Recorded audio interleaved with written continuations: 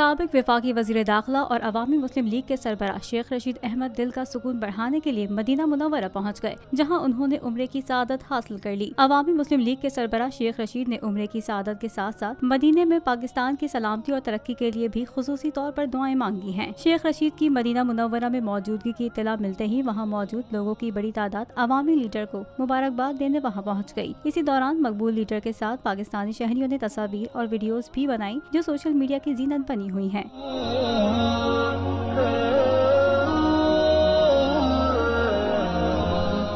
समाजी राब्ते की वेबसाइट पर शेयर की गई तस्वीर पर सोशल मीडिया सारिफीन ने भी मिले जुले तासुरात का इजहार किया है। कई चाहने वालों ने साबिक वफाकी वज़ीर दाखिला शेख रशीद को ट्विटर अकाउंट पर मुबारकबाद पेश की है।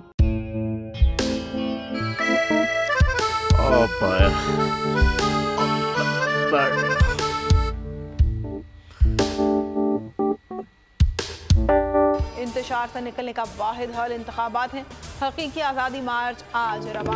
हाँ, आयत के मुताबिक अगर आप उसको ये रिपोर्ट दे दें तो मैं आपको अपनी 4 सीटें दे दूंगा। मौलाना हाँ साहब, वो जो रिपोर्ट हमें दे दे और वो जो नीली पीली चैनल है वो लगाए। जाओ शबास। हम ऐसा टीवी देखते ही नहीं जिसका रिमोट हमारे हाथ में ना हो।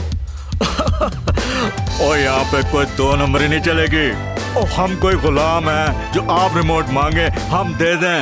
Absolutely not. यहाँ पे सिर्फ पाकिस्तान का नंबर 1 चैनल चलेगा, बोल, जो हकीकी सहाफत की जंग लड़ रहा है। पाकिस्तान के लिए कोई और नहीं, सिर्फ बोल खड़ा है। आप सब भी बोल देखें।